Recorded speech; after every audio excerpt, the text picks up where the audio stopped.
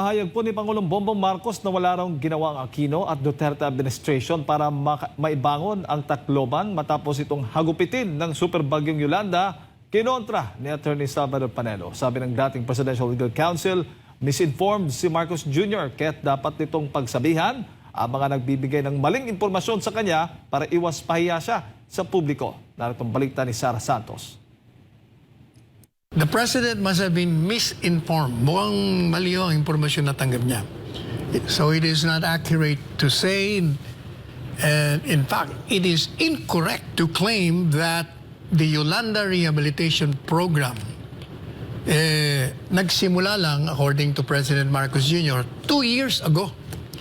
At ang Aquino at ang Duterte administrasyon ay walang gawa kaugnay dito. Agad na pinasinungalingan ni dating Chief Presidential Legal Counsel Attorney Salvador Panelo ang pahayag ni Pangulong Bongbong Marcos matapos nitong sabihin na walang ginawa ang mga administrasyong Aquino at Duterte para maibangon ang lungsod ng Tacloban matapos itong bayuhin ng Super Typhoon Yolanda taong 2013.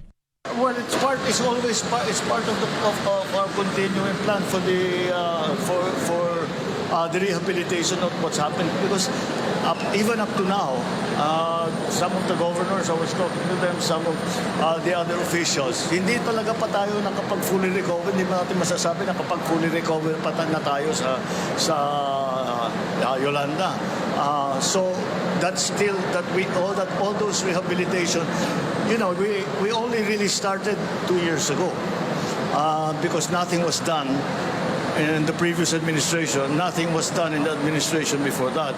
So now, how long? 12 years on, ngayon pa lang talaga natin na inaasikaso ng mabuti. Sino bang makakalimot sa ginawang paghagupit ng Super Bagyong Yolanda sa Visayas? Ang iniwang pinsala ng pinaka-nakamamatay na unos na bumayo sa Pilipinas, kumitil ng mahigit 6,300 buhay at sumira sa mga tirahan ng daan-daang libong individual.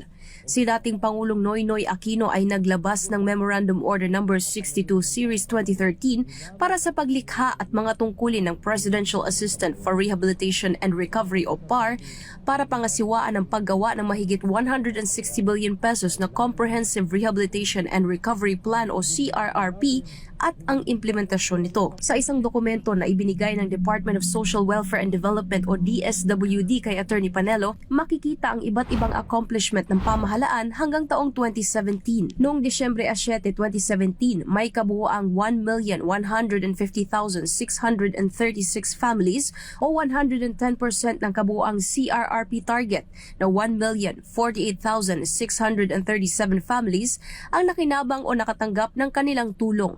Samantala, ang Administrasyong Aquino ay nakapagtayo ng 160,000 pabahay at nagsimula kaagad ang distribusyon nito noong 2014.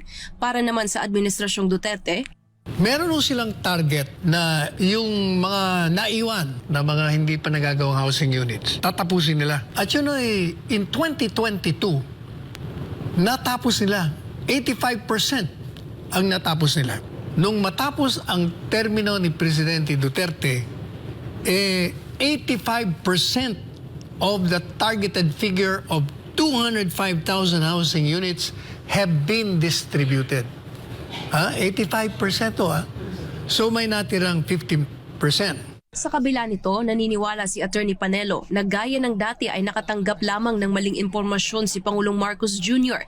dahilan kung bakit nakapagbitiw ito ng maling pahayag. And itong 15% remaining, ito yung marahil tinutukoy ni Presidente Marcos Jr. na nagsimula. Nagsimula ho sila in regard to the 15% na natira. And ito pong 15%, sinimulan niya. Madalit sabi, it is to the credit of this Marcos administration that it continued the remaining 15%.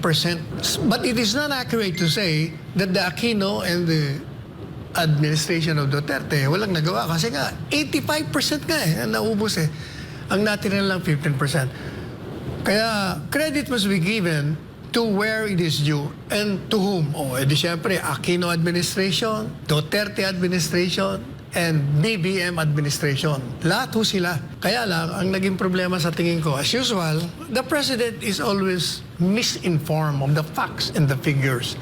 Sa huli, may payo si Attorney Panelo kay Pangulong Marcos. Anya, ipatawag na lang niya ang kanyang mga kawani at pagsabihan ang mga nagbibigay ng maling impormasyon sa kanya para maiwasan niyang mapahiya sa publiko. Para sa Diyos at sa Pilipinas kong mahal, ako si Sarah Santos, SMNI News.